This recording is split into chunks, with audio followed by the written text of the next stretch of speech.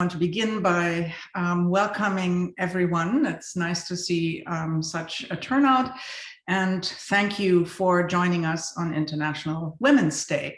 I'm the new Dean of the Law Faculty, Jutta Brené, and excuse me, before we begin, I wish to acknowledge this land on which the University of Toronto operates. For thousands of years, it has been the traditional land of the Huron-Wendat, the Seneca, and most recently, the Mississaugas of the Credit River. Today, this meeting place is still home to many Indigenous people from across Turtle Island, and we are grateful to have the opportunity to work on this land. The University of Toronto Law Faculty is a vibrant intellectual community. It's home to a diverse range of ideas and approaches, and the faculty's stature as one of the very best law schools in the world rests on the excellence and diversity of our faculty, our robust clinics, centers, and of course also the caliber of our alumni and students.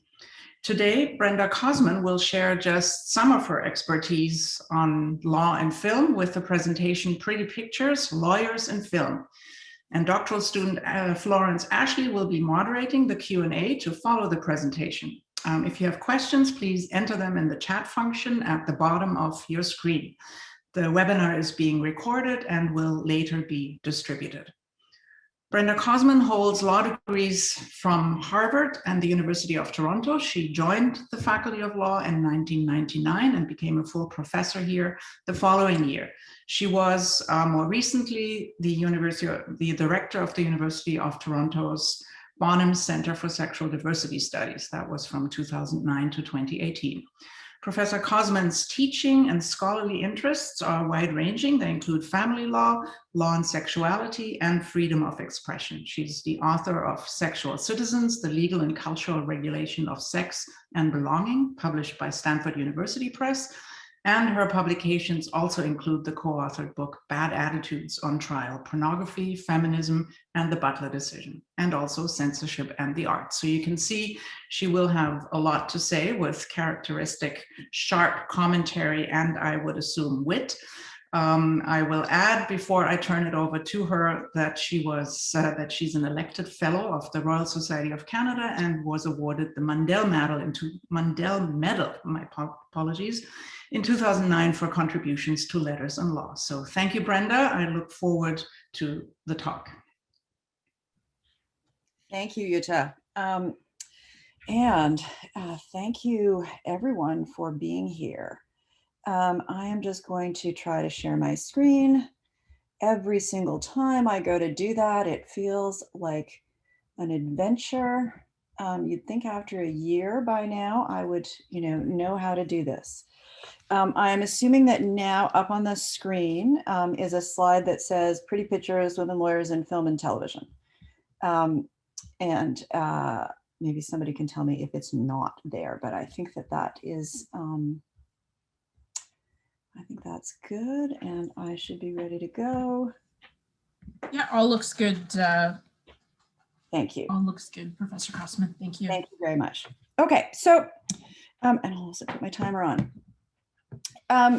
So my talk today called Pretty Pictures, and really there's supposed to be a question mark after Pretty Pictures, because it is looking at the representation of women lawyers in film and in television. It tells a very kind of small story about diversity, and it tells a story about how women lawyers have been a kind of stand-in for professional working women more generally, and how they've been represented over the decades in film and then also in television. Now, at some level, it's a fairly light talk, but I also think that popular culture tells us a lot about the norms and values and expectations around gender of a particular society at a particular moment in time. And I would also suggest partially shapes them. And when we look at the story of women lawyers in popular culture, well, it's a story that is, it is overwhelmingly white. It is overwhelmingly heterosexual. Black women, Asian women, lesbian women initially do not appear at all. And when they do, initially it is in very supporting roles. Although I'd also suggest that near the end of my presentation, with the arrival of lead Black female characters in television shows, the story is, again, a complicated one, not one that I think can necessarily simply be celebrated. It's a very complicated representation. Overall, the picture of women lawyers is not a particularly positive image of professional women. The actresses themselves are, of course, very pretty. But the representations over decades really does not paint a very pretty picture of the lives and capacities of women lawyers. Now, historically, the first women lawyers arrive in the 1930s. We have movies like Scarlet Page, and some of the others up here, Anne Carver's Profession, Career Women, The Defense Rests. Now, there was this real onslaught of films in the 1930s that featured women lawyers. Anne Carver's Profession, 1933, this was how the studio described it. It tells the story of a lady lawyer, they were lady lawyers, whose career almost wrecks her home life. Now, this is the studio description, and this pretty much could be the description of women lawyers in film for the next many decades. In fact, the movie was reviewed by the Motion Picture Production Code at the time, read the censor board, in advance to decide whether or not it was going to violate the production code.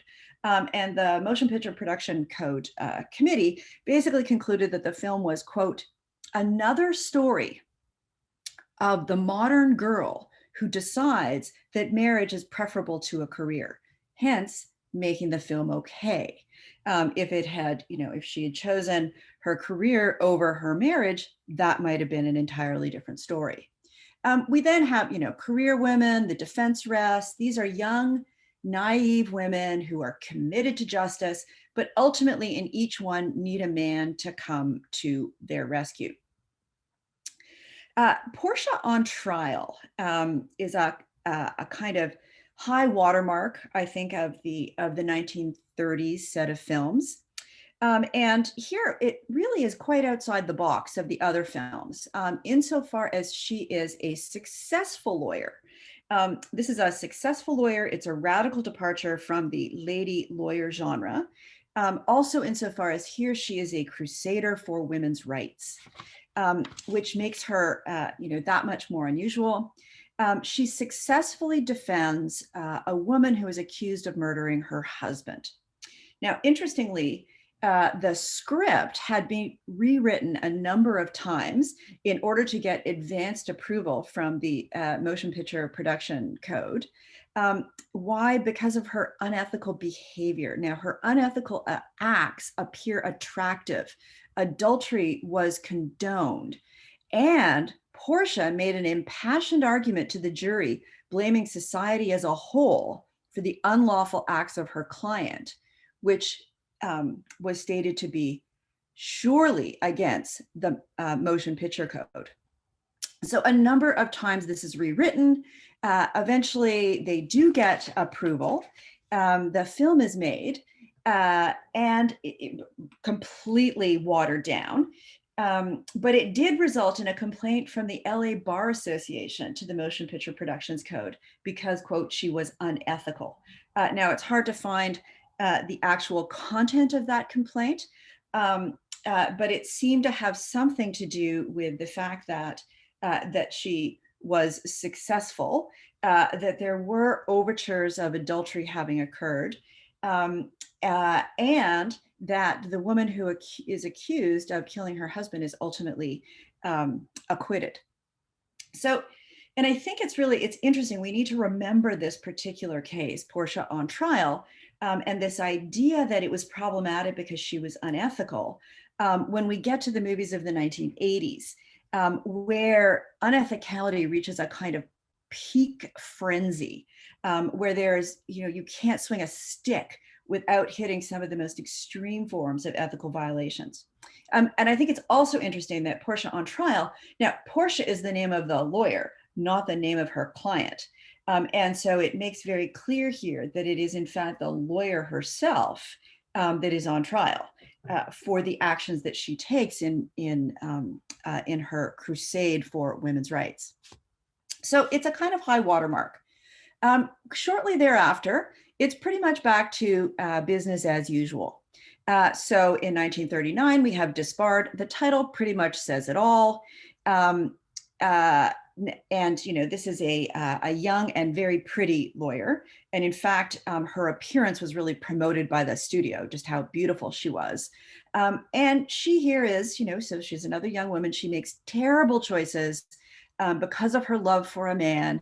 And ultimately she is, as the title says, disbarred. So it's sort of a little bit back to business as usual. Then the 1940s, there are more than a dozen films with women lawyers. The high watermark is generally considered to be Adam's Rib, where now we have Katharine Hepburn starring as Amanda Bonner.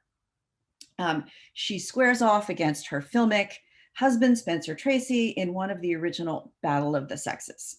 Now, for many, this is in fact a high watermark of the representation of women lawyers in general, including, what comes many, many decades later. Now, she is smart and articulate and confident. She is, after all, Katharine Hepburn, and she wins. She argues against the double standards of the criminal justice system. She argues for women's equal rights. Here, once again, not unlike in Portia on Trial, here she is defending a woman who's accused of assaulting an unfaithful husband. And she does all this successfully without losing her man, although she comes awfully close. Now, well, for some, this is a high watermark. For others, it may not be entirely straightforward and not an entirely pretty picture. She wins her case, but arguably not the broader point. So she wins the equality argument. Women should have the same defense as men. And it was really it was a provocation defense. That the reason that she attacked her husband was because he appeared to be having an affair. And that was provocation. If a man has that defense, then she should have it too. And she is successful. But when her husband, Spencer Tracy, stages a similar fact scenario, walking in on her and a neighbor who are having drinks, a very clearly gay, to the extent that you could represent someone as being gay in 1949, walks in on them having drinks. He throws a fit, he threatens to shoot them, and she yells, "That's not fair." To which he then says, "Exactly." So while he might have lost his case, because he, of course, is arguing for the other side, which is what happens all the time, husbands and wives are up against each other in court as the lawyers. But so while he loses his case, he emerges victorious. Why? Because she doesn't ultimately believe her argument. And the film ends with him saying, "Vive la différence." And so there's a question here. She is a very successful lawyer. She wins her case, but arguably in the Battle of the Sexes, it is in fact Spencer Tracy who wins the point. Now, after Adam's Rib, women lawyers really kind of fade to black, the women lawyer film. They remain invisible for much of the 50s and 60s and into the 70s. When they do reappear, interestingly, at the very moment that women lawyers are actually appearing in real life, where there's a significant increase in women attending law school and then actually beginning to enter into the profession. The first set of movies that appear are not very pretty at all. So one of the first ones to appear is 1979 and Justice for All, starring Al Pacino.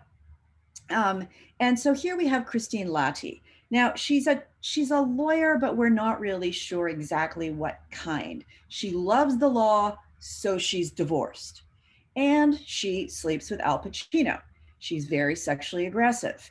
And she really is just a foil for his ethical dilemma, which is all about what do you do when you're representing a guilty client. Now, in this one, she's not even a second chair. She's completely sexualized. And of course, because women lawyers must have failed personal lives, she's divorced. Now, this actually looks remarkably good compared to Charlotte Rampling in The Verdict. 1982, The Verdict, featuring Paul Newman, which is actually a subject of its own discussion, because The Verdict, I think, very much establishes a genre and a set of themes for contemporary lawyer films for male lawyers. And there's a particular story arc that appears in The Verdict that is repeated over and over and over again. But here, let's just look at Charlotte Rampling. So Charlotte Rampling plays a female lawyer, Laura Fisher, who, it turns out, has been hired by the evil law firm to become Paul Newman's lover and spy on him. Now, we don't know exactly what happened to her, but it was something bad. And her only way back into the law firm, her only way back to practicing law again, from her fallen position, is effectively for her to become a sexual spy, which she does. And not only is she a sexual spy, but she's an alcoholic one at that. Things go very, very badly for her. So we see here, this idea they first come back again as secondary characters, largely as romantic foils for the main character. Then comes an onslaught of films in the 80s and 90s. Now, where women lawyers are the main character. They're not second chairs. Now these actually are films featuring big actresses in the main role. So an improvement, perhaps. Well, they're advancing, out of the bedroom into the first chair, but let's take a closer look. Each one of these lawyers is quite successful, but their professional victories only highlight their personal isolation and failure. They are a remarkably promiscuous bunch. They sleep with all the wrong people. They sleep with their client, with the senior partner, with the police detective, with a jury member of the case that they're on. They repeatedly are just, sleeping with the very people that they shouldn't. They are single, they are divorced, they are childless.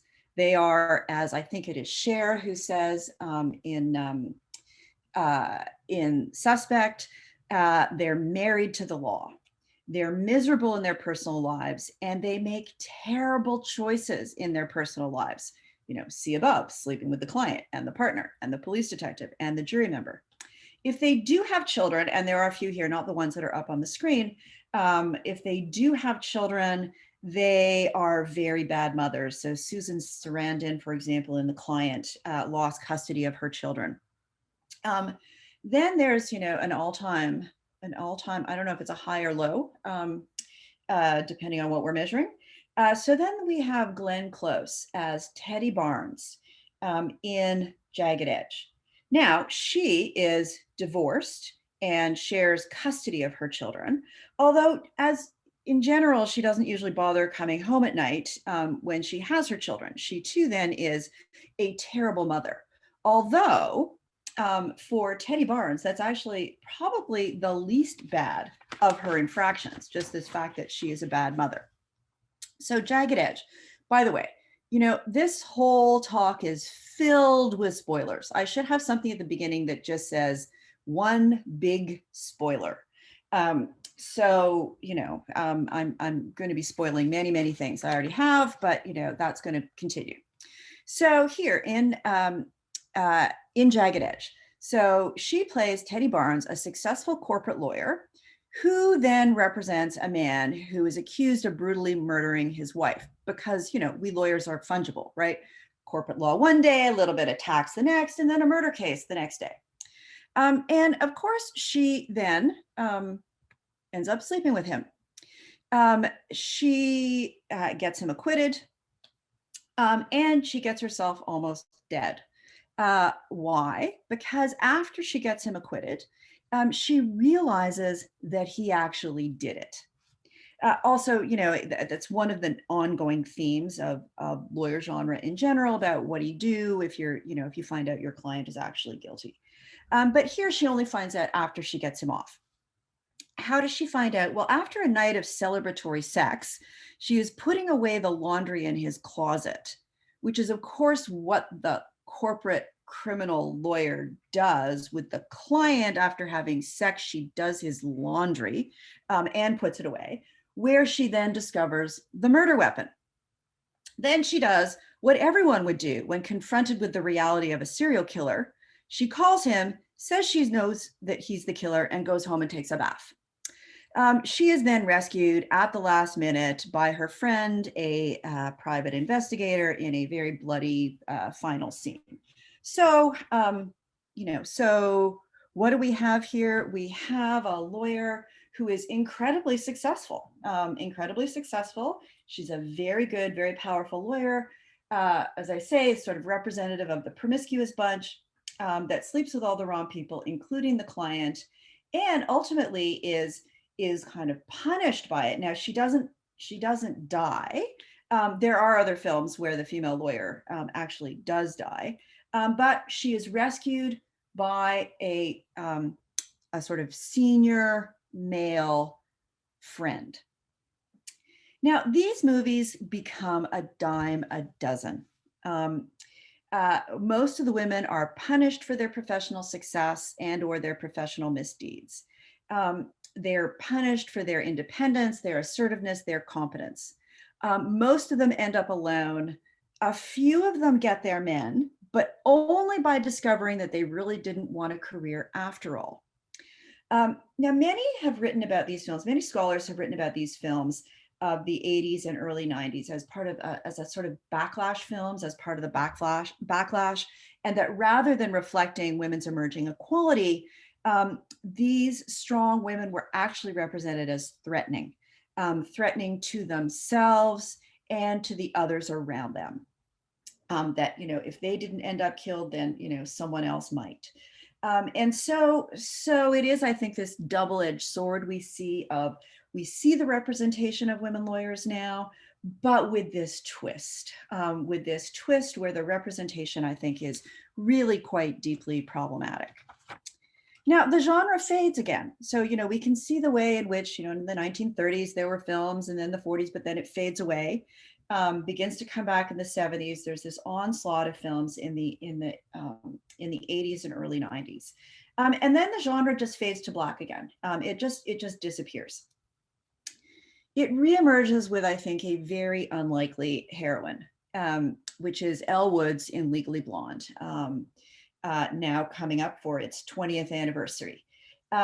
So we have here Elle Woods in Legally Blonde, the very pink, ditzy blonde from a California sorority who follows her boyfriend to Harvard Law School. What? It's hard, she says.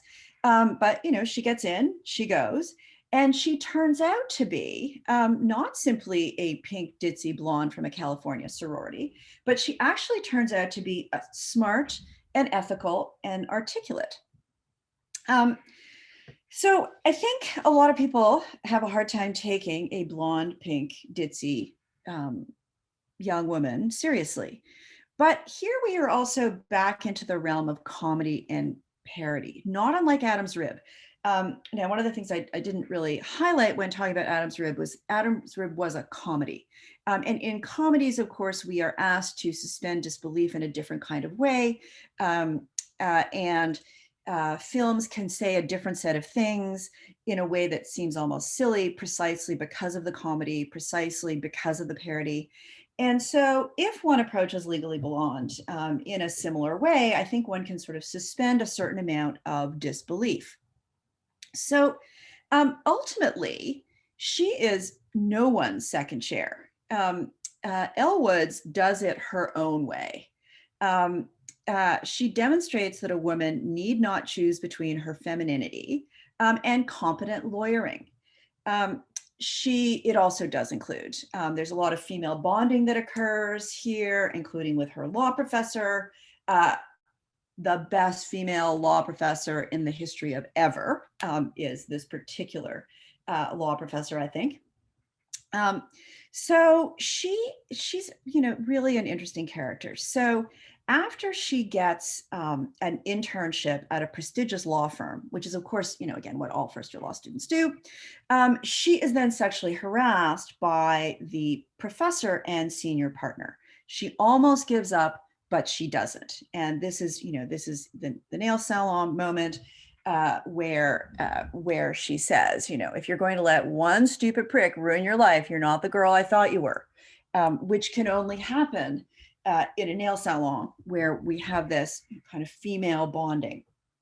Now, Elle is really interesting. She is an outsider.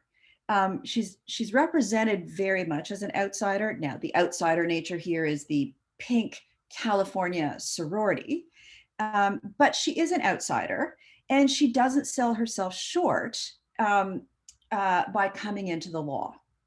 In fact, she then decides to be, this is, the moment where she's more or less being sexually harassed. And she just decides, no, this is actually after, this is not the sexual assault. This is the person who ends up being her boyfriend, but a very supportive, non-sexually harassing sort of one. And she here says, no more trying to be something that I'm just not. So out goes the black suit and in comes the pink. So Elle, then, as happens, so while she was at the law firm was representing a woman who was accused of murdering her older husband, and she is an exercise guru of some nature.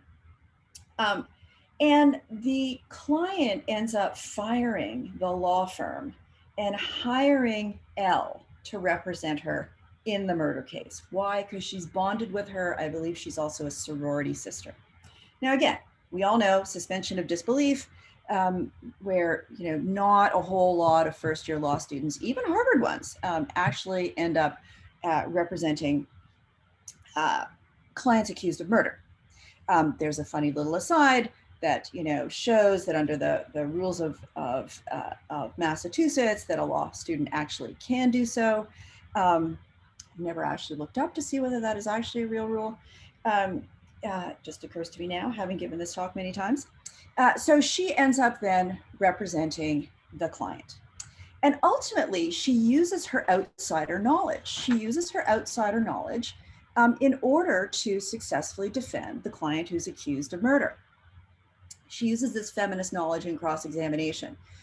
Ultimately, it is it's knowledge about hair and knowledge about when you get a perm to your hair, you would never immediately go and take a shower. Why? Because the perm wouldn't take. So she uses this feminine knowledge, this kind of outsider knowledge, as a way to bring down the sort of star witness in cross-examination, who, in another excellent cross-examination, admits that she really is the one who killed her father, which again, of course, happens all the time. So, but what we have here, I think, is a really interesting representation, a representation in pink. But she stood up to a sexual harasser. She made friends with her ex's fiance. She helped get her stylist dog back from an abusive boyfriend, and ultimately gets her client acquitted. And in this case, of course, her client is really innocent, and she does it all without breaking any rules. She does it all without any ethical violations. Which is quite remarkable when compared with the earlier set of films from the 80s and 90s, where the ethical violations simply abound. We could stop and go through each one of them in much more detail, but really the ethical violations are just truly, it's like it's fishing in a barrel. So after Elle Woods, perhaps another high watermark. Interesting too that the two high watermarks of Adam's Rib and Legally Blonde are both comedies, as opposed to more dramatic representations. The next one, and again, we don't see a lot of women lawyer films after this, but to the extent that we do, they continue to not be represented terribly well at all. So then we have Michael Clayton, 2007, where that guy George Clooney plays Michael Clayton, a fixer lawyer at a prestigious New York law firm. He's called in to fix things. In this, everyone is corrupt, except for George himself, of course, though he is anguished. He's very internally divided. But everyone in this is terribly corrupt. The foil for him is played by Tilda Swinton, and she is Karen Croder, who is now the new villain. The new villain now is in-house counsel.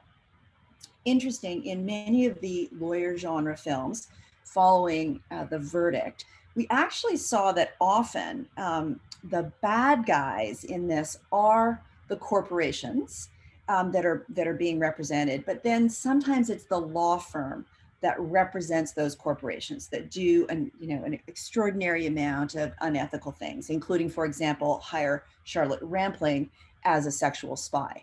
Now there's been a shift. So now it's not the law firm per se. The new villain is in-house counsel. And she is, not just an unethical lawyer. She is now, I think, the stand-in as the villain representing the evil company.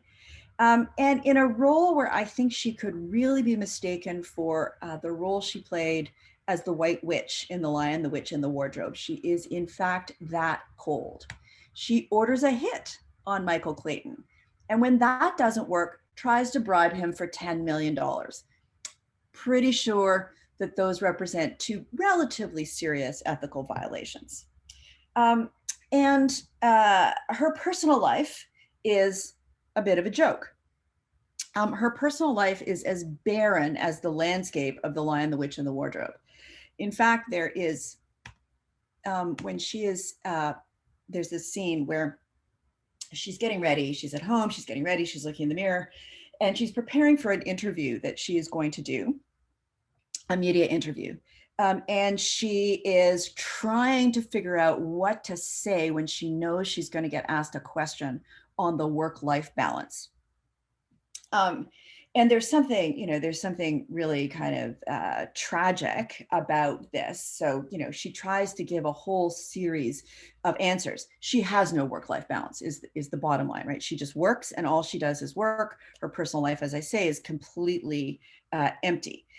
So, she says, I think that's something that, well, you search for all your life, isn't it? It's a shifting balance, really. It's, you try to, she's like, no, okay, that's not working.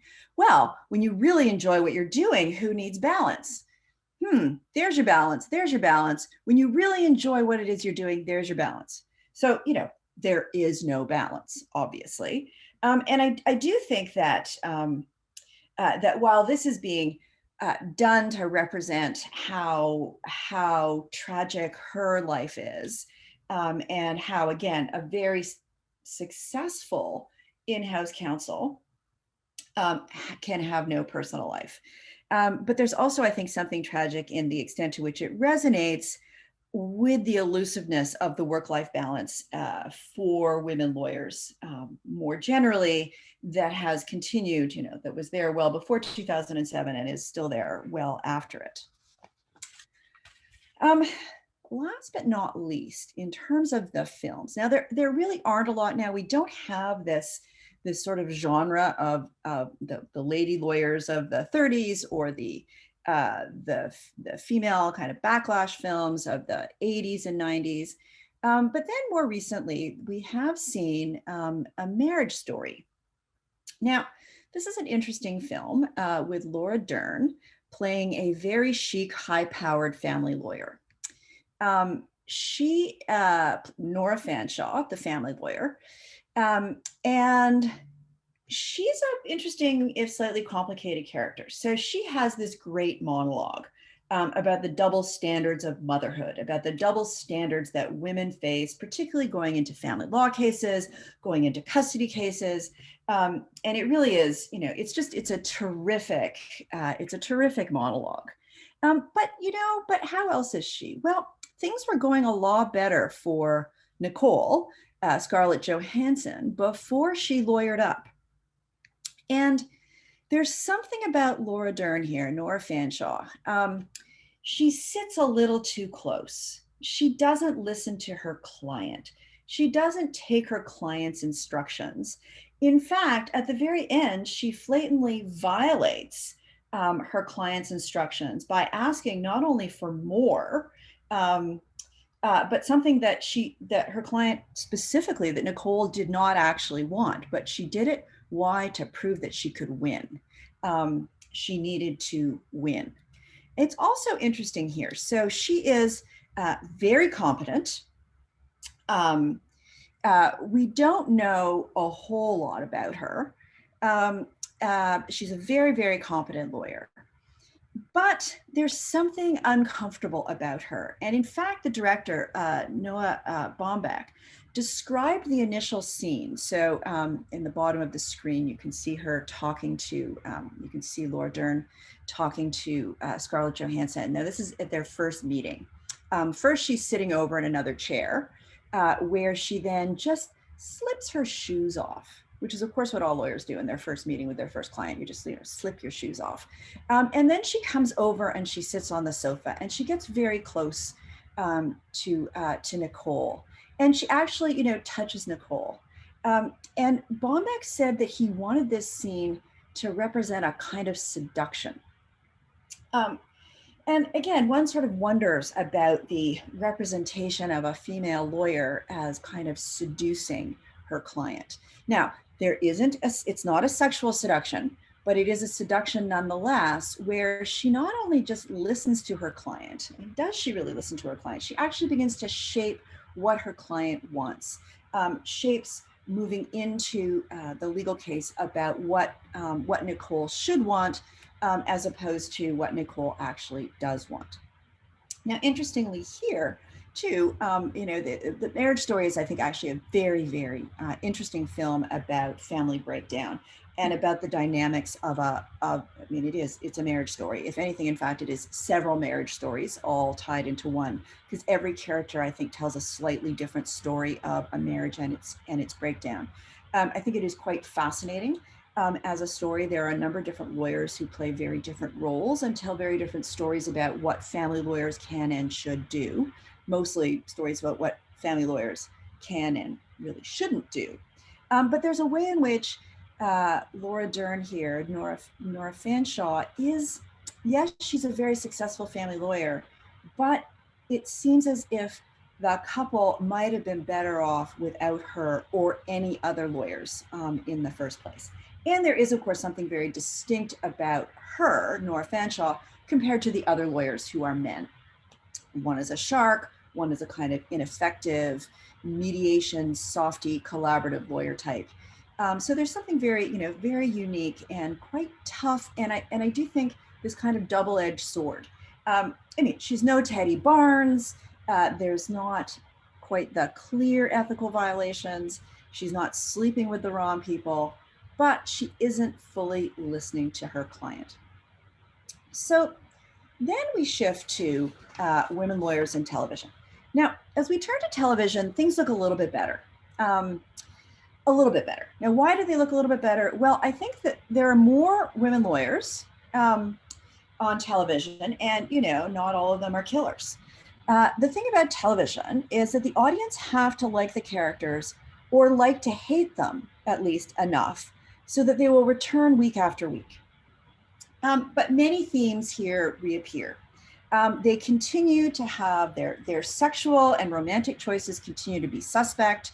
They often don't have children, or if they do, they are estranged from their children, or if they do, then they quit the law. So here we have, kind of starting with Joyce Davenport, who's one of the first really big female lawyer in Hill Street Blues. Veronica Hamill plays Joyce Davenport. Now, she is a tough, competent attorney, a district attorney, extremely good at her job, but she's also in a relationship with the captain of the precinct. So playing not only, the foil to what he is a lead character, but, questionable in terms of the kind of conflict of interest they get into on a regular basis. Then we have LA Law, starting in 1986, runs for a long time. And here we now have women lawyers, and there's more than one. Here, there's more than one woman lawyer. So we see down in the corner here, there's Ann Kelsey, Grace Van Owen, who are both partners. Then there's the more junior lawyers and the assistant. These are ethical and skillful lawyers. Their sexuality didn't define them, nor ultimately lead to their downfall. They are not second chair to anyone. CJ Lamb, who I don't think is in the picture, is actually a sexually flexible lawyer. And LA Law features the first lesbian kiss ever on television, though she's just sexually flexible. Lesbian or bisexual would have been just too big a word to be able to say at the time. Rosalind Shays plays an older woman lawyer who is actually one of the very senior partners, has all the characteristics of being a shark. She's ambitious, she's tough, she's kind of a male lawyer in a female body, although admittedly, she does fall down an elevator shaft in the end. So we have here the beginning of a slightly more complicated set of representations, but Anne, the senior partner, is married to the senior partner. Grace is in a triangulated relationship with two lawyers in the firm. So again, there is always this little bit of, if not entirely questionable here, so at least they're not sleeping with their clients or a jury member, but there is some internal question around potential conflicts within the firms. Then we have Ally McBeal. So this ran 1997 to 2002. Here we move back to clear comedy. So, LA Law was a drama. It was a little bit funny though. It was a bit quirky, but it wasn't a full on comedy. Ally McBeal was. Here we have Calissa Flockhart as Ally McBeal. This is a kind of comedy drama. And this show is as much about the personal lives of the characters as it is about the legal cases. There is a very diverse set of characters here. There are many, many women lawyers. The cast itself was diverse. Lucy Liu plays an Asian lawyer. Lisa Nicole Carson plays a Black lawyer. So we're beginning to see some actual diversity amongst who the women lawyers themselves are. But there is, there was a unisex bathroom way ahead of its time.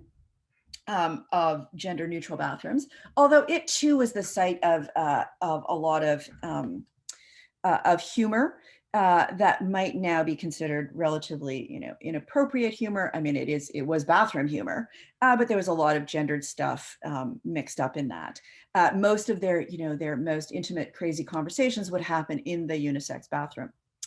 The lawyers were pretty competent, if completely quirky. The skirts were really, really short. And really, this was always, a point of comment, and you can even see it in the pictures. There was no doubt that the characters were themselves very sexualized. Ally McBeal herself throughout really, really, really wanted a family. And it was represented by, there was a dancing baby. It is hard to explain this to anyone who's not actually seen Ally McBeal. But the dancing baby, kind of creepy, appeared in almost every episode. So, Ally really ultimately wanted a family. And this is sort of part of what appears in each of the episodes. Ultimately, she leaves the legal practice to move to New York to be with her daughter because motherhood and law do not go hand in hand. Then we have the practice. Now, this was a spin-off of Ally McBeal. It moved back to a little bit more of a typical courtroom drama. There were quirky bits to it, but it was much more of a sort of typical courtroom drama. And here again, so here there's more than one women lawyer. Here we have Lisa Gay Hamilton as Rebecca Washington. She's a law clerk. She writes her bar exam in secret without telling anybody, and then comes back to be a lawyer in the film. Cameron Manheim plays Eleanor Fruit, who is a character who is outside of the typical kind of blonde bombshell. She is a larger woman, so we start to see some diversity in the representation, although she does accidentally get involved with the serial killer client, and almost ends up dead. Kelly Williams plays Lindsay Doyle, who is involved with and married to the senior partner and has his baby. She is stalked by someone, ultimately kills her stalker. She's convicted. Her conviction is ultimately overturned and the charges are ultimately dismissed. She returns to the practice, Lindsay Doyle, attorney at law, mother. So the first time, despite her trials and tribulations, and they are many, it is this moment of actually trying to find a way to reconcile motherhood and the practice of law. Interesting. And these are now the last two. So both Ally McBeal and then the practice. This is now really where we're starting to see the arrival of an African American woman lawyer. One of the first here, unless you count Claire Huxtable in The Cosby Show, who was never actually seen practicing law. She allegedly practiced law. She left the house to practice law, but we never really saw it. So, this is important in terms of an increasing diversity of the representation of women. But as I say, with a little bit of a mix in terms of what it seems to be saying about them. Now, mind you, Lisa Gay Hamilton as Rebecca Washington was a fantastically ethical lawyer. In fact, if anything, she was often the conscience of the firm, and really, didn't do anything particularly unethical. Then we have damages, and once again, we have Glenn Close is back. And, what is it? Almost 20 years later, guess what? She's still not ethical. She plays Patty Hughes. She's tough and manipulative. She's estranged from her son. So, she has children, but has a child, but she's a terrible mother. And, amongst her various ethical violations, she orders a hit on a junior associate, amongst other small ethical slips. This is, again, it's a show that's largely a massive catfight between Glenn Close and her junior associate, at least in the first season. After that, they sometimes work a little bit more closely together against whichever villain comes in each season. But within each season, pointing out the ethical violations in damages that Patty Hughes commits is pretty much like fishing in a barrel. Then as we move forward, so there is The Good Wife. Here we have Juliana Margulies as Alyssa Florek, who had been a stay-at-home mother, but now returns to litigation after her husband falls from grace in a public sex scandal, as happens apparently relatively frequently. So she then actually is a very ethical lawyer. She's very thoughtful. She doesn't commit any major ethical violations, which is a big shift from Patty Hughes. She's smart. She's independent. She's fiercely protective of her children. And really, she is more than just a good wife. She tries to stand by her husband to the extent that anyone could, but to the extent that anyone could. But she is, in fact, she is a very good lawyer and a very good mother. She does drink an awful lot of wine. This also is something that begins to emerge as a relatively common thread amongst either lawyer television shows, women lawyers, or Scandal.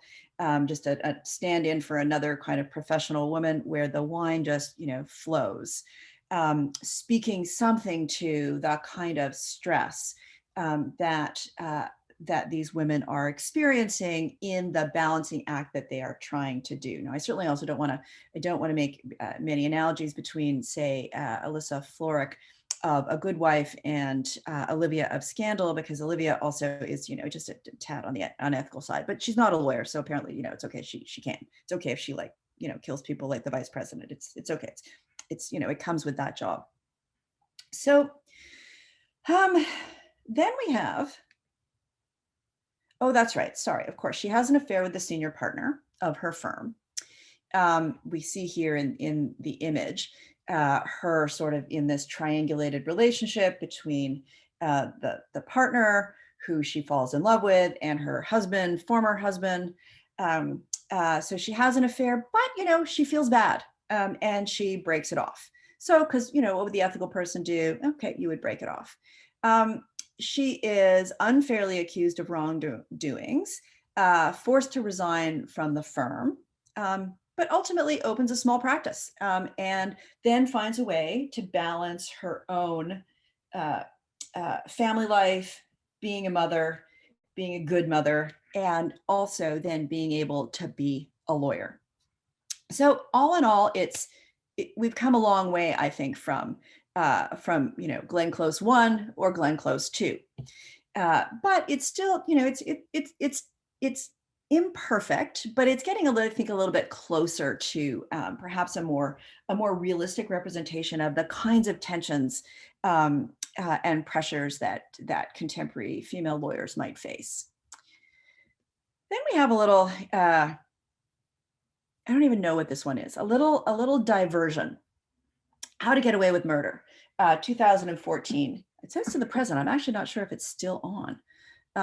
Now that I only watch things with binging as opposed to seeing what's on TV, I actually have no idea if they've finished it or not yet. So here we have Viola Davis as Annalise Keating, law professor and prestigious criminal lawyer. Now, Viola Davis, extraordinary actress. And she was nominated and won some Emmys and other things for her portrayal as Annalise Keating. She is a very, very powerful lawyer. And here we now have a Black woman lawyer, not just represented, but she's the lead, right? She is the lead character here. She's extraordinarily competent, but she also covers up murders, including of her own husband. So there is a little bit of a, complicated representation of her.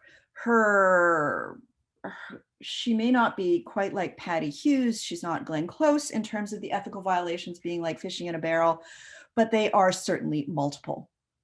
It is a less realistic representation and more of a, partially courtroom drama, partially, it's a little bit, it's a little bit Perry Mason meets Stranger Things, because there's a little bit of a suspense murder mystery piece that happens along the way.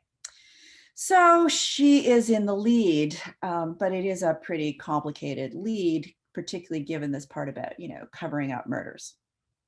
So then where do we go? So in terms of best female lawyers in a television show, the winner is, I think, goes to something that is that we still have playing, which is The Good Fight. Here we now have Diane Lockhart as really the lead. Now this is a spinoff from The Good Wife. Here we finally have not only multiple lawyers, but multiple women lawyers, multiple women Black lawyers. So there's many African-American lawyers here. We have Erica Tanzel, who's a partner in season 1. We have Audra McDonald as Liz Lawrence, who's also named a partner.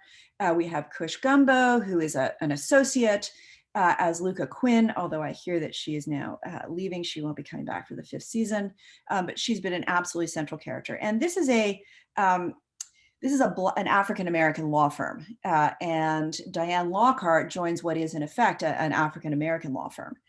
So the diversity is absolutely, right up front. All of the lawyers are extremely competent. They don't kill people. Now, you wouldn't think that that would necessarily be a notch, like a feather in people's caps. But when we look at the longer history here, not killing people or covering up for murder does seem to be, a kind of high watermark. They are ethical. They are competent lawyers. They have complicated personal lives. But by and large, they don't sleep with their clients or with jurors, which again might be a low bar. But such is the genre that it is actually a relatively low bar. They fight Trump era policies and laws. So they're really, it's all about kind of, the good guys against very contemporary set of bad guys. And here the bad guys are represented by all of the Trump era policies and laws. And there really are no ethical violations. It has its quirky moments, as many television lawyer shows do. It has, as I say, this quite remarkable diversity. There are older women and younger women, white women, African-American women. There is a real diversity here, and none of them is evil. So that seems to be really the high watermark. Now, in terms of, I think it's also difficult to compare film and television. So this, for me, when I say, the winner is, I mean it in the context of television. In the context of film, I think it is, in many ways, I think that the high watermark continues to be, even though it might be hard to take her seriously, might still be Elle Woods, in terms of the absence of these, sort of horrendous ethical violations. She's smart, she's committed. If you think of her as representing the outsider who can come into law with outsider knowledge and do it her own way, she does, I think, still, 20 years later, it still holds, and for better or worse, and it may in fact just be a tragic indictment, in fact, of the history of women lawyers in film, but she actually still emerges as one of the high watermarks. The moral of the story. So the history of the representation of women lawyers really, again, is a sort of stand-in for working professional women, really isn't that pretty. With a few notable exceptions, this is a dysfunctional, unethical, and unhappy bunch where work-life balance is little more than a joke. And I think I think in some ways it's easy to not take any of this too seriously. It is, after all, just entertainment. And I think, in some ways, of course, we shouldn't take it too seriously, but in other ways, I do think that it does matter. I think the popular culture really does matter, because I think it really does shape and influence our social reality. I think it shapes and influences what people think about lawyers, what people think about women lawyers, what they come to expect when they actually do come to encounter a lawyer. I think it does actually have a significant impact. It's not a kind of cause effect, but I think it does, as I said at the beginning, shape the kinds of norms and values and expectations, and reflects a series of underlying assumptions about gender and about how gender and law mix. And, it continues to be a complicated, I think quite a complicated picture. I would also say that just in finishing, one of the great things about doing this, looking at some of this, is that I can always justify, binge watching as research. It's fantastic. And what I'm going to do is I am going to end there, and then I guess we will open it up for questions. Hi, so thank you for that wonderful presentation. I'll be moderating the Q&A. As you know, the Elle Woods impersonator standing in. So we have a first question, which is, do you believe that women are accurately represented by women like Jessica Person and Rachel Zane in the show Suits? So I think that Suits is interesting, and I haven't integrated it into my presentation, and I need to. I was conscious of that this morning, and I thought, oh, I can't integrate Suits this morning. I think that it is much better. They are not, they're not an evil bunch. And we do there have an African-American woman who's actually the senior partner. And, she too is not, not completely unethical. The unethicality there seems to actually be with the surrounding male lawyers. It's the male lawyers who really are the ones who are misbehaving. And there's something in this, there's something in Suits around, boys will be boys, and something about the women lawyers just having to be like, oh, here we go again, having to, clean up the boys' mess again. So there's something, I think, and I don't, again, I haven't pinned this down, but it does suggest that I have a big binge coming up. Which is to, start Suits from the beginning, go all the way through it and see if I can nail this down. But I have this sense that one of the ways, sometimes there's a bit of coldness in the way that the two women are represented there, but there's also something a little bit maternal in terms of they're constantly having to kind of clean up from the boys' messes. So we have another question, which is, do you have a companion lecture on judges in film? I don't. And well, judges in film would be much more recent because of course there was no history of women judges in film. What you do start to see is in a lot of the TV shows that had lawyers, women lawyers, male lawyers, it was remarkable how all the judges suddenly became women. Everybody on the bench suddenly was a woman. And in fact, a huge number of them were African-American women. And it was just like, really? So actually, if you were someone, just a complete, layperson who knew nothing about really anything, but nothing about law, you would think that like all judges in America are African-American women. But they play very, very tertiary, very kind of passing characters. It would be interesting to take a closer look at. There was Judging Amy. That is one TV show where the lead character actually is a judge. But there aren't a whole lot of them. As I say, they tend to be a little bit more tertiary, but even less than tertiary.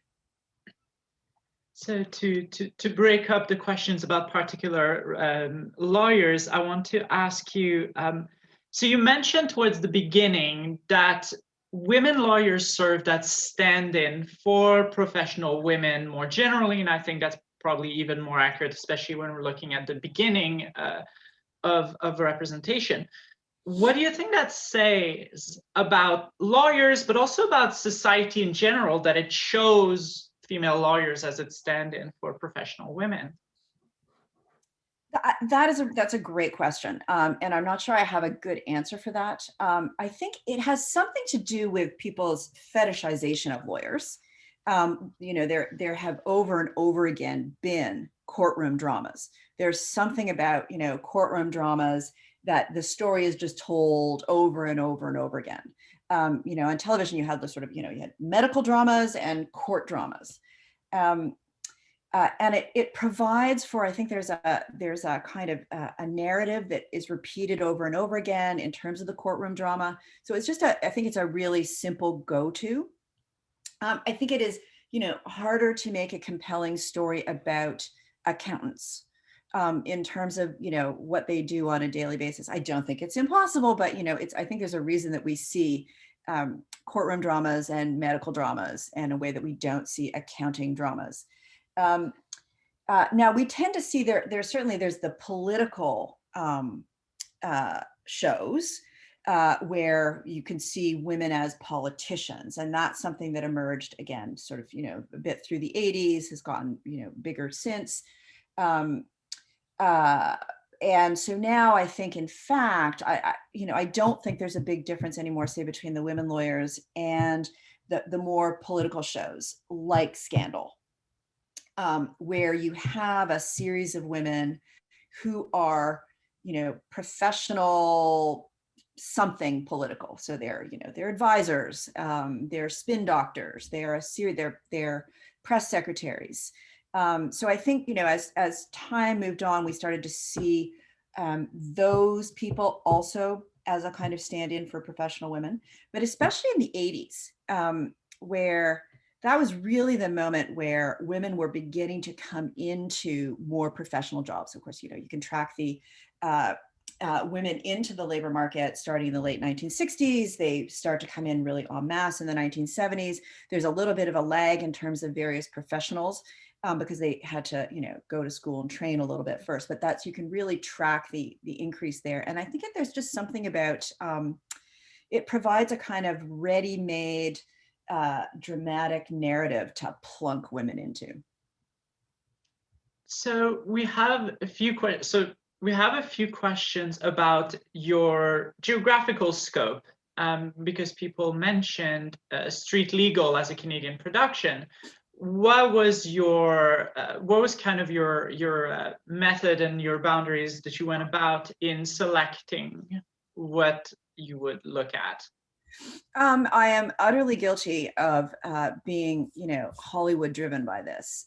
This is really about American productions. They are all, like, pretty much everything that I've talked about is Hollywood and then American television productions. I think that Street Legal actually follows, narratives that are not dissimilar. And it was a relatively early adoption. I think Street Legal ran in the 1980s.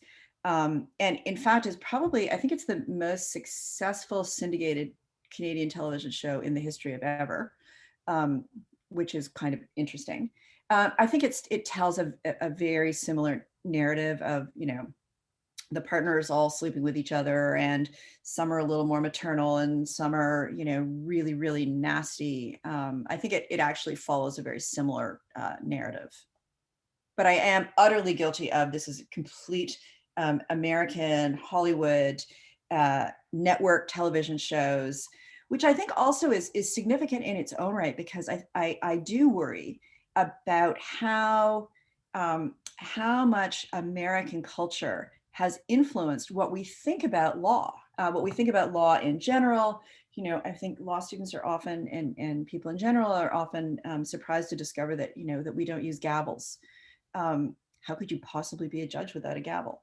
So much of what American representation says about law kind of, floats across and affects the way that we see things.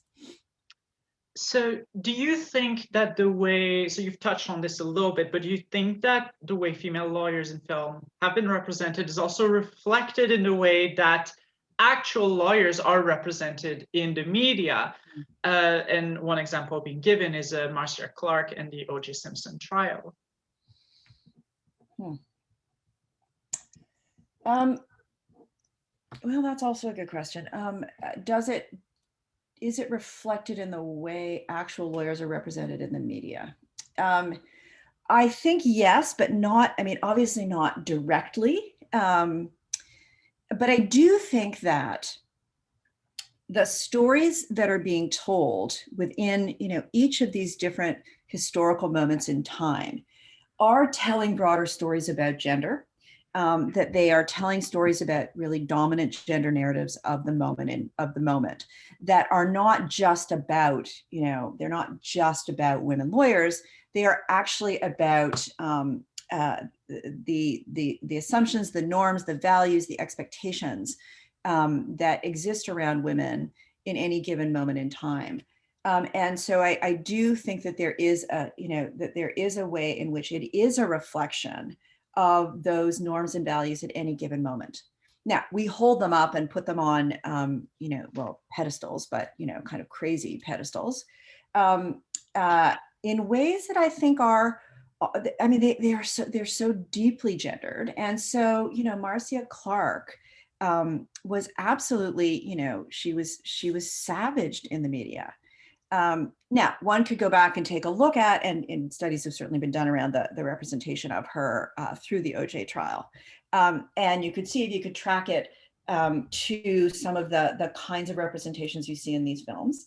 But so for me, it's less about a kind of direct, like, this is just like that. But I do think that it does say something about what we imagine lawyers to be what we imagine women to be, what we think women should or shouldn't be.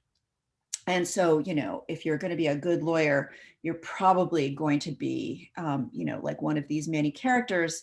You're going to be cold. You're going to be bitchy. You're going to be something not very nice. So we have a lot of questions about your thoughts on specific ones. So I thought we might do a lightning round. So would you be down to do a lightning round? Just give us a couple words, your thoughts on specific characters. Okay. All right, Miranda in Sex and the City. So, you know, I wonder about putting her in, but it is, Sex and the City is so not about her being a lawyer, right? Like you could be forgiven for not knowing she was a lawyer. You know, she's one of the 4 girls, and they all have, and I use girls very intentionally there. They each have their own role. She's sort of, you know, the serious one, and the serious one is then the lawyer.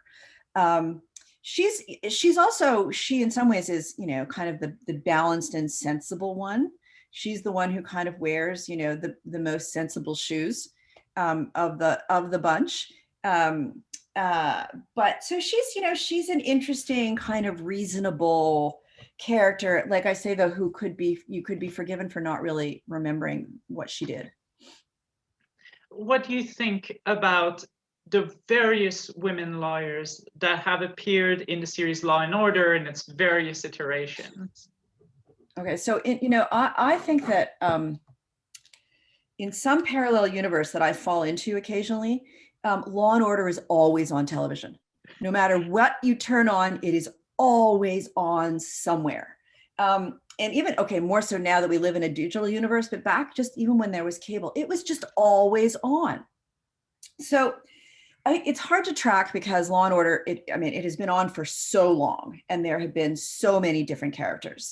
And there have been there were a number of female DAs who were junior to Jack, because Jack was, you know, the senior district attorney, and he called all the shots, including, you know, whether they worked or didn't work, whether they got the case, whether they didn't get the case, when they got fired, anyway. So now over time, some of them have been there longer, and they are, you know, they're good lawyers. They're good lawyers who, by and large, don't, you know, they don't sleep with the jury, they don't sleep with the clients, or with the person that's on trial.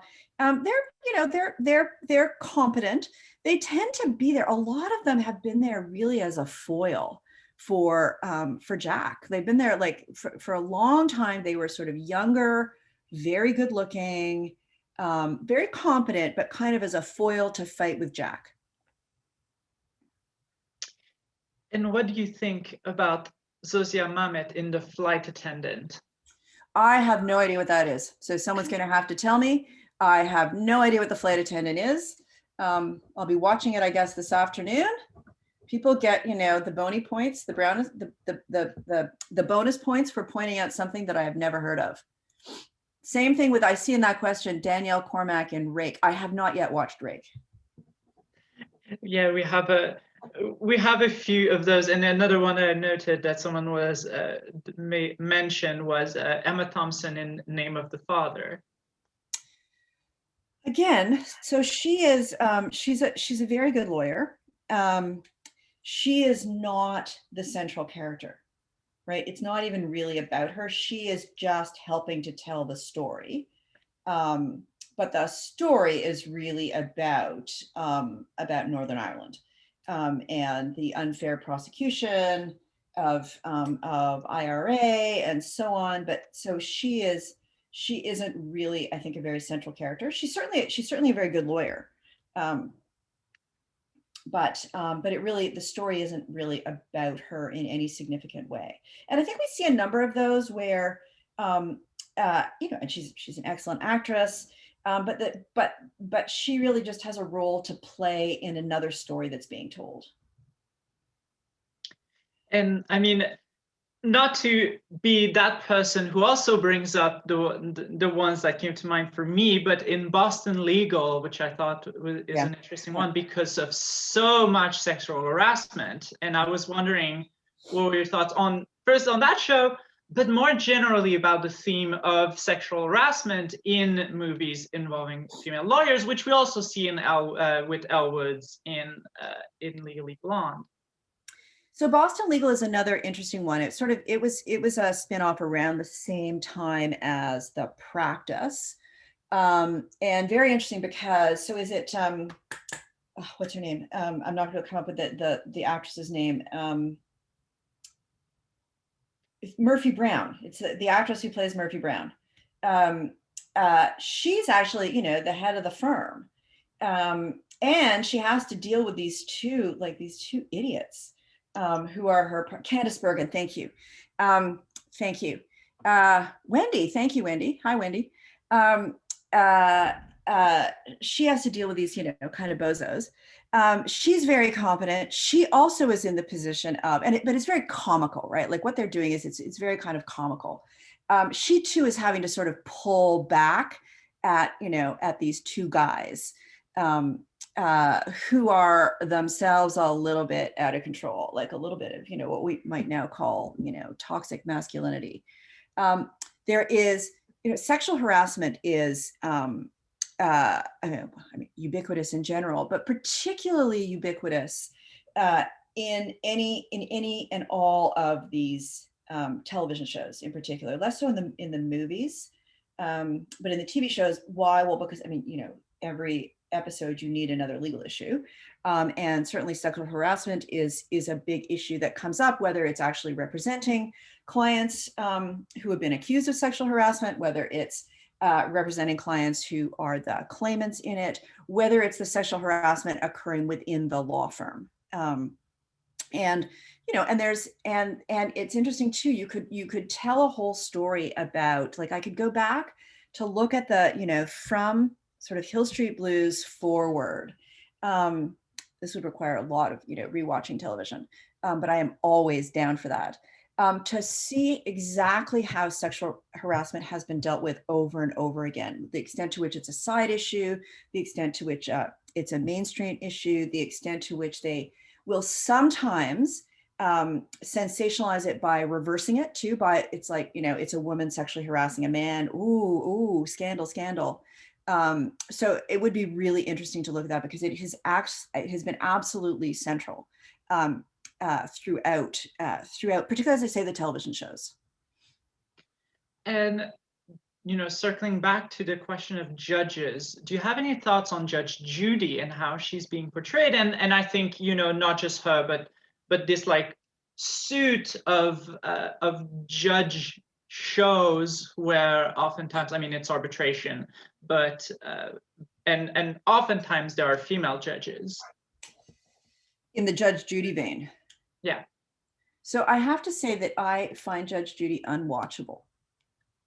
And since this is all about me and all about, what I want to watch on TV, I really don't have any views about Judge Judy. It's sort of, it speaks to that sort of vein of, I don't even know what they were, reality TV, the, Geraldo shows and the, like all those shows where people come with their real problems and yell at each other. And I find them just such a parade of horrors,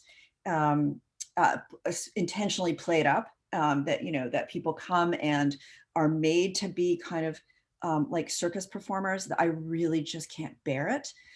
So I don't really have a view on Judge Judy, just because I tried watching it and I turn it off almost instantly. It really, I get a kind of cringe factor, because it seems to be so making fun of real people. And real people's anguish, and I don't have the stomach for that.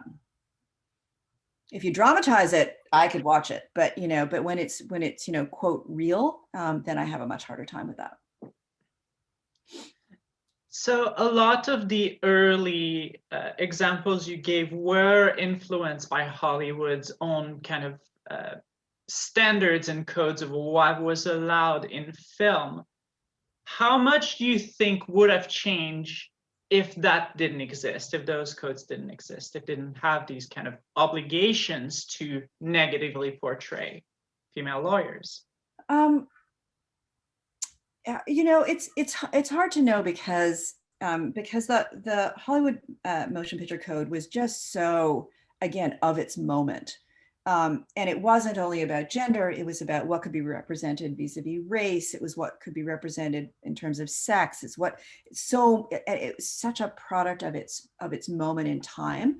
So even if the motion picture code wasn't actually there, I think that the kind of reaction that we would have had to, say, movies like Portia on Trial, would likely, in that moment in time, would have likely have been the same. I mean, there's so much going on in Portia on Trial, and in fact, it's a very interesting film because there's so much going on. There's so many different kind of storylines that cross each other that we probably wouldn't even make that movie today, because we'd be like, that's gonna be way too hard on the viewer. Like, that's just too many things they have to remember, at least for that kind of a really mainstream sort of film.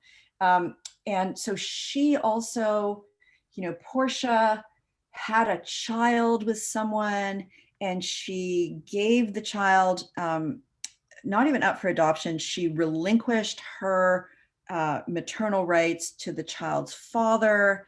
That showed how terrible she was, and how could she possibly be a good lawyer once she had relinquished her maternal claim. There's so many pieces going on in this. And adultery. So there's also, I do have a slight side talk on the representation of adultery in film, where over and over again, the person who commits adultery, more often than not the woman, has to die.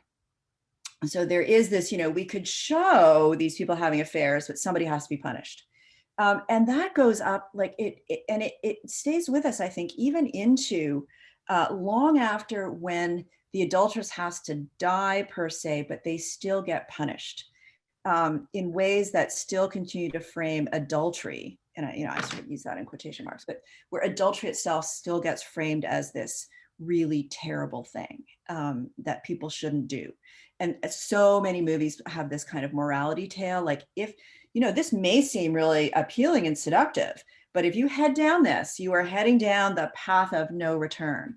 And it really is quite, so, I mean, it goes back as far as, Portia on Trial. It comes all the way up to, films done in the early 2000s, like Closer and other movies like that, where we still have these really very strongly moralizing around sexual conduct, and particularly sexual conduct of women. Now that's different from lawyers per se, but it does speak to, I think, a set of sort of gendered assumptions and assumptions around appropriate sexual behavior that were so strong in the earlier times. Then also very strong, also, even if we look at the 70s and 80s films, one of the things that's being policed there is not just women's practice of law, but it's women's sexual choices. It's post-sexual revolution, and women's sexual choices are being moralized there. And so these lawyers, okay, fine, you're like a woman's liber, right? Like, you're off being like an independent, aggressive lawyer, and you also then are making terrible sexual choices, and those will be your downfall, because one comes with the other. Anyway, I mean, this is a very long-winded thing that doesn't really answer your question, but hopefully raise some interesting things. All right, and so we have time, I think, a little bit. So could you speak a little bit about the trope, which again we see with Elle Woods, of the pretty young law student, which I think we also partly see in How to Get Away with Murder, as well as other one, but it seems to really be kind of a recurring theme of specifically this kind of pretty young law student. There is a whole genre, like, was it The Pelican Brief, and a few others. Now I'm very good now, like, not very good at just sort of remembering off the yeah, Pelican Brief, A Time to Kill. A Time to Kill. So it's all dude's books. Again, I can't remember his name now. He writes all those books that get turned into, and he was a lawyer, but now he writes best-selling books. Grisham, thank you. Also an interesting trope that I don't know how important it is that they're law students. It might be, but it does seem to be about creating, there is this, I mean, it's just the significance of the age gap. the significance of the older guy and the younger woman, that becomes very clearly marked when it's a law student, right? Because then you are definitely younger, arguably, more innocent, arguably more malleable. Now, I seem to recall one of them was played by, was it Sandra Bullock plays one of the young ones in one of those a long time ago. And so, they're kind of, they're tough. They're go-getters, they're eager. But to me, I don't know, they seem to be just as much about the power inequality between the law student and the more senior, slightly more jaded lawyer. And so there's something there about, about innocence, youth, beauty, because, they're young. They're not too young, right? Like they're not Woody Allen young, but they are, but they are still young. And they are malleable. And I think that is a kind of interesting, it's a very interesting trope that reoccurs over and over again. Well, thank you, and thank you for your great presentation. And I'll now give it back to the organizers for any closing statements.